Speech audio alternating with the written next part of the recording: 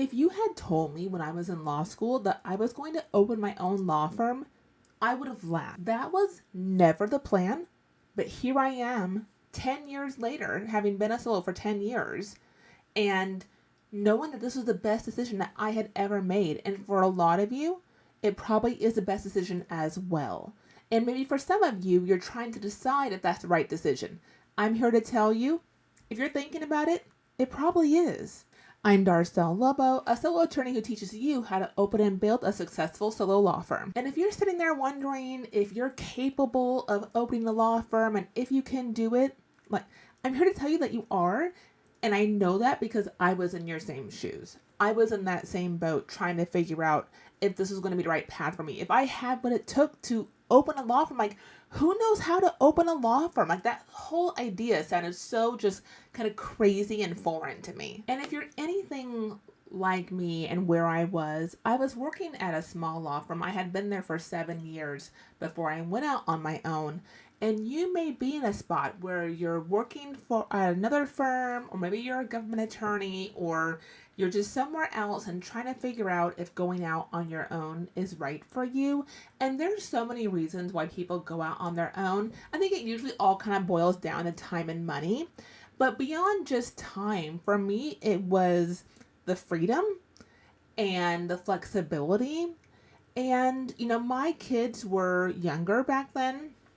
When I went out on my own in 2016, my kids would have been 6 and 4.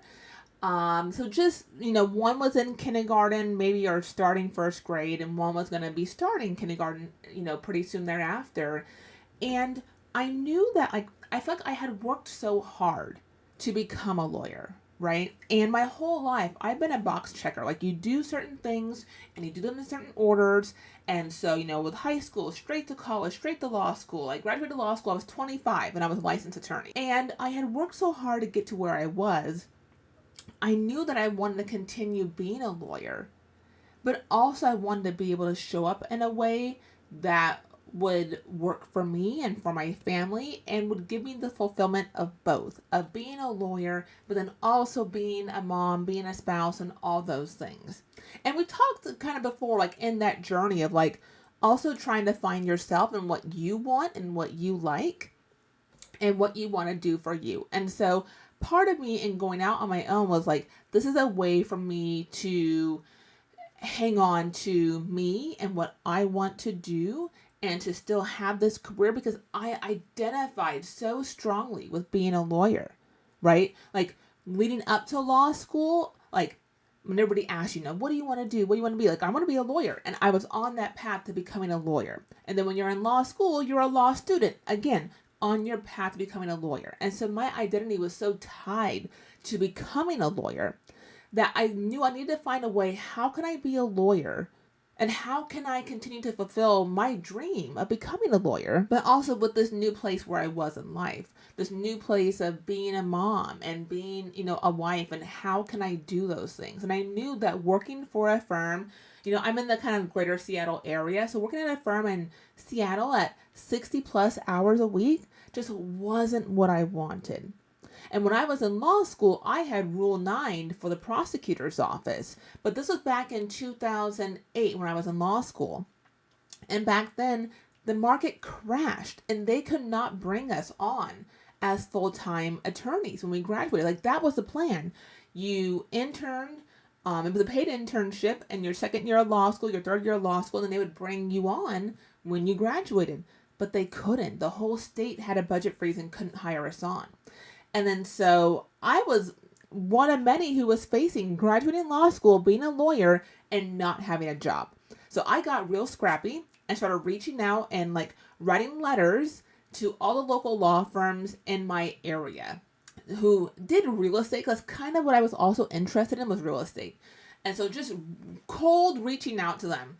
And I had one that responded and needed some help. And so I ended up there, and that's where I was for 7 years. I had my kids there. It allowed me to kind of learn not just how to practice law, but how to work with clients. That's something that I did not learn in law school, was how to actually work with clients. When I was interning at the prosecutor's office, the government was my client. So I didn't have to work with individuals in a one-on-one capacity. And so I learned that quite extensively while I was at a small firm. But I knew at that small firm that this wasn't going to be the end all for me. Like there was something else, there was something more for me. And maybe you're in that spot too. Like you're at a firm or somewhere where like it's working, but like you know that this is not where you're going to be forever. This is not where you're going to stay. You know that you're meant for more. You kind of have hit maybe that glass ceiling at that firm. And you know, okay, what is next? What is my next chapter? Or maybe you're in law school and you're deciding like, you know what? I'm just going to go out on my own. And you can totally do that. I've talked about that many times on this channel about going out on your own straight out of law school. Now, if I were to do it all over again, and if I was in law school, I personally would probably not just jump from law school straight into going out on my own. But you certainly can do so. But also, like, that's just not my personality. Like, I'm not a huge risk taker. Now, going out on my own was a risk, but it was a calculated risk. There was, homework done beforehand. I told you it took me 3 years to decide to go out, to finally actually go out on my own. From thinking about it, I had like a 6-month kind of runway from deciding like, okay, I decided like somewhere around September of 2015, like, okay, I'm doing it. I'm going out on my own. And my date was March 1st, 2016. I set that date back in September 2015. So like, again, about 6 months or so prior. And that was like, I'm doing it because I had toyed around with it. I had talked to everyone. Like, have you done that? Like, have you talked to people about going out on your own that you want to, or talk to your spouse or friends or whatever about going out on your own, but you haven't actually like committed to it? Like, that's where I was for 2.5 years before that September 2015, before saying, okay, like, I'm going to shut up and stop talking about it, and I'm just going to do it. I'm going to figure out what I need to do. Here's the thing, and this was just 10 years ago, not that long ago, but long enough ago to where the only people talking about going out on your own were people that I didn't strive to be and that I did not identify with in more than one way. And for me, it wasn't, I'm going to go out and just grow this huge law firm and make millions and millions of dollars. Like, that was not success to me. That is not what I wanted. That was not what I was going for. There was a couple of men talking about the journey of going out on your own who I did kind of follow, but still just didn't really resonate with me as far as like their personality and how they grew their businesses and kind of what was important to them.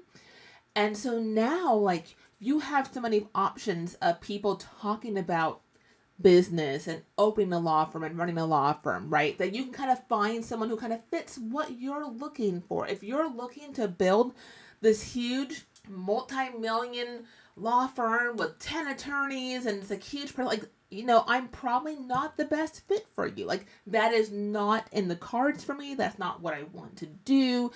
The idea of having 10 lawyers working for me sounds like a nightmare. Like, that just sounds awful. And so that's not what I'm going for, but that's not what I define as being a successful law firm. And the beauty behind going out on your own is that you get to decide that. If that's what you want, great. If you and a colleague of yours want to go out and build a partnership, great. If you want to be a solo like me and stay a solo and have a firm that is successful financially, like, I think by year 2, maybe year 1, by year 2, I was making far more than I made working at the prior law firm. And I had been there 7 years. And it didn't even take me I think by year 1, maybe like month 18, a year and a half, I was putting more in my pocket, not just firm revenue.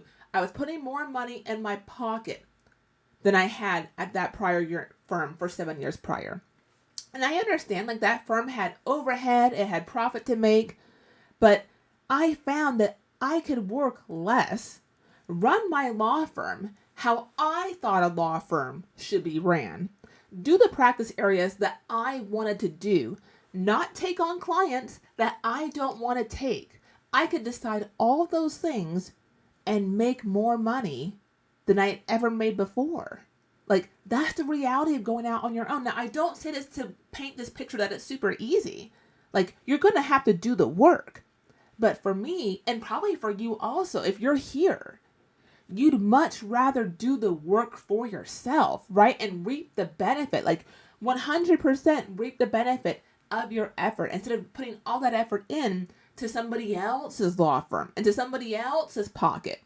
Like, that's what I was tired of doing. And, there's other reasons as well where I just knew, like, okay, this is not going to work. I'm going to have to do this how I want to do it. So all of this is to say is that if you desire to go out on your own, if you know, like, in your mind, in your heart, that going out on your own is what you need to do, but maybe you're worried that you don't have it all figured out. And, Darcel, I just don't know. I don't know how to do, this, and this. Like, I understand that. But do you know the first step you need to do? Do you know the second step you need to do? Because it's not your job to have it all figured out. I know as lawyers, we want to have it all figured out. We want to know all the pros, all the cons, evaluate the risk, minimize the risk. But here's the thing about the risk with going out on your own. You are betting on yourself, and you have control over what you will or will not do. Are you willing to put in the work? Are you willing to figure it out? Are you willing to take it one step at a time? Because you're never going to have it all figured out. If you're waiting to have it all figured out, you might as well just let go of this idea of going out on your own. You might just let it go. Because if you're waiting to have it all figured out, you're waiting for a time to be perfect, that time is never going to come. So you're going to have some faith and belief in yourself and in your ability. And if you're a lawyer, you've done a lot of hard things to become a lawyer. Like, let's just be honest for a minute. You've done a lot. You've worked really hard and you've figured things out along the way. You know how to be resourceful. You learned that in law school. You know how to figure things out. Even if you don't know what the answer is, you know what you need to do to figure it out. And also right now we have a 30-day, not challenge, but like a 30-day, like, opening your law from day 1 to day 30 over on Shorts, where I'm talking every day, one tip to open your law firm. So make sure you're over there also watching the Shorts, because every day is a tip to going out on your own. And then also you need to remember that sometimes, like, your career path chooses you. Like, you think that you should be doing, this, that, or the other. I thought that I was going to be a prosecutor. And that's not how things worked out. That's not how the stars aligned. But I am where I'm supposed to be. And my career has taken a few pivots and has changed its course over the past 17 years of being a lawyer. And I still have my law firm. I still run that. But then now here I am today in front of you talking to you about going out on your own. And hopefully inspiring you, teaching you, motivating you, and showing you that you can do it and that you have what it takes to figure it out.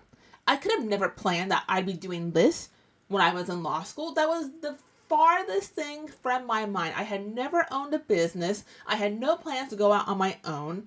Would have thought, who am I to teach somebody else how to open a law firm? I didn't even know how to open a law firm. But I figured it out, just like you will figure it out as well. And again, you have so many more resources now available to you to help you and to guide you in opening your law firm. And let's talk about confidence a little bit, because, for a lot of lawyers, they don't struggle with confidence. I did. And I still do sometimes, but not in the same way. But I mentioned that when I graduated law school, I was 25.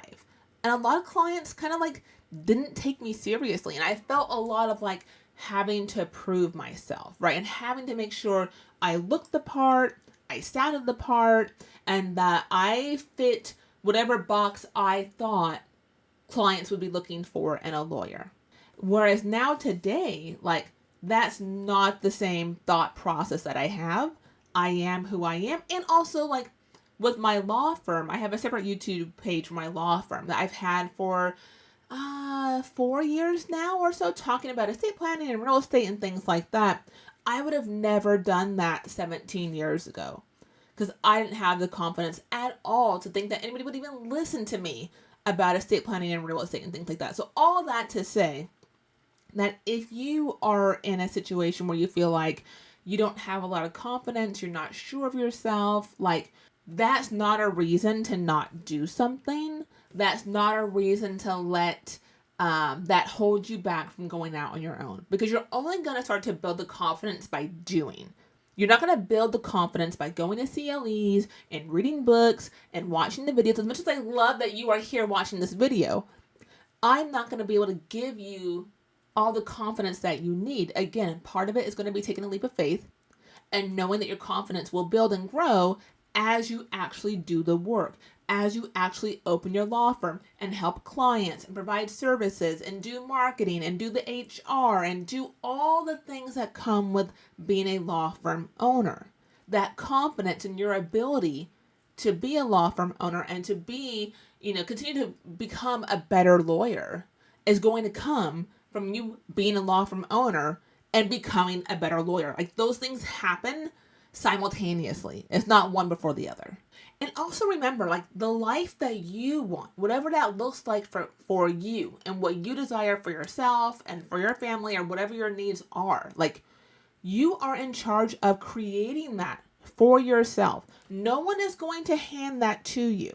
My ability to build my law firm, working under 25 hours per week, do my consulting work, and show up, again, as a mom. My kids are teenagers now, right? So the way that they need me is different now than they were when they were 4 and 6 years old, right? But being able to show up in the ways that I want to be able to have the life that I wanted and I could have only dreamed of having 15, 20 years ago, like, that was by intent, that was by design, that was no, like, mistake, there was no just, like, getting lucky or something falling into my lap. Like, I've busted my behind. I try not to swear here. I busted my behind. And people look at where you are now, or maybe you look at me where I am now and say, oh, well, that's easy for her to say, and oh, she's got this or that or blah, blah, blah. Like, no, like, I created everything. I made the sacrifices, right? I worked the late nights, all that comes with, again, going through high school and college and law school and the bar exam and then working as a lawyer and paying your dues. Like, I've done all those things to build the life that I have now, to build the career that I'm proud of and that I have now, right? So the flexibility, the freedom, these things that you want for yourself, you have complete control to create that for yourself in going out on your own as a solo law firm owner. And something to keep in mind is that I didn't become a law firm owner just because I had some kind of master plan in place and that I had some kind of foresight or crystal ball. Like, that wasn't the case. I became a law firm owner because I finally said yes to myself. And I started saying yes to opportunities that came before me, which really slowly built the law firm that I have now. And I'm talking from everything down to saying yes to, lunch with a potential referral source, saying yes to presenting at a CLE, like saying yes to things and not playing small and showing up for myself in a way that maybe I was scared to do, but I still said yes and showed up anyways. And looking back at things, like, every step that felt uncertain or that I was unsure of, like, that prepared me and brought me to where I am today and the business that I have today. And if you're waiting until you have every answer to be able to open your law firm, like, you don't need to wait for that permission. And I am proof of that for you. You get to decide and you get to go after it. You don't need all the answers to get started. And if you need more tips on opening your law firm, make sure you stick around. Make sure you watch this one next, and I'll see you in the next video.